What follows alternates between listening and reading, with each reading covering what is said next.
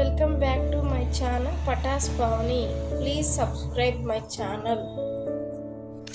ఈరోజు మేము బొబ్బట్లు చేసుకున్నాం. వాటికి కావాల్సిన పదార్థాలు: శనగపప్పు 1 గ్లాసు, బెల్లం 1 గ్లాసు, మైదాపిండి 1 గ్లాసు.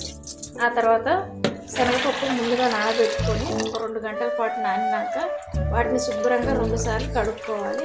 ఇలా బాగా పిసుక్కొని కడుక్కోవడం వల్ల అందులో ఉన్న కెమికల్ అంతా పోయి నీట్గా వస్తాయి, స్మెల్ అనేది ఉండదు పప్పు ఉడకబెట్టుకునేటప్పుడు. ఆ తర్వాత పప్పు అయితే ఒక 4 విజిల్లు వచ్చేంత వరకు ఉడకబెట్టుకోవాలి. ఈ లోపు పిండి మెత్తగా అయిందో చూసుకున్నాను. నేనైతే ఇందాకనే పిండి కూడా ముందే కలిపి పెట్టాను. ఈ పిండి బాగా మెత్తగా అయింది. వాటిని ఇలా ముద్దలు చేసుకున్నాను. చాలా స్మూత్గా ఉంది పిండి కూడా. ఎందుకంటే 2 అవర్స్ ముందే నేను ఇది కూడా కలిపి పెట్టాను మెత్తగా, ఆయిల్ కోసం పెట్టేసి. ఈలోపు కుక్కర్ విజిల్ మెత్తగా అయిందో లేదో ఇప్పుడు చూస్తాను.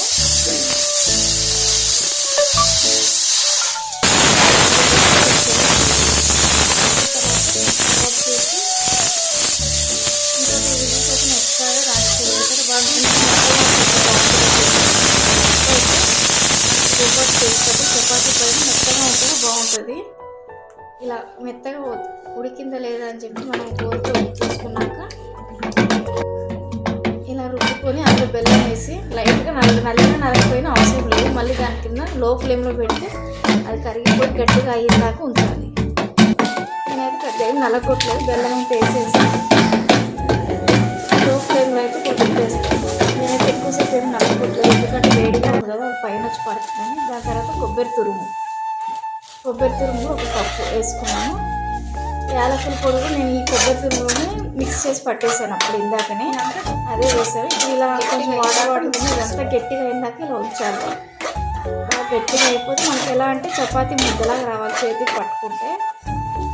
ఇలా ఒక 5-10 మినిట్స్ ఉంటే ఇలా గట్టిగా అయిపోతుంది.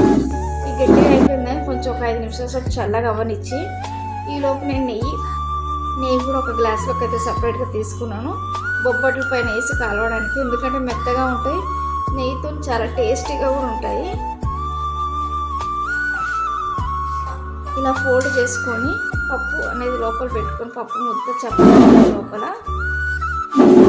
ఇలా మెత్తగా ప్రెస్ చేయాలి. ఇలా చేత్తోనైనా ప్రెస్ చేసుకోవచ్చు, మనం చపాతీ కర్రతోనైనా ప్రెస్ చేసుకోవచ్చు. ఇలా 2 టైమ్స్ ఇలా రోల్ చేసేస్తే,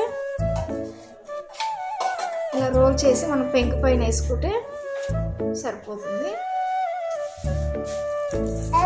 అంతే, 2 సైడ్లు కూడా బాగా కాలనిచ్చుకుంటే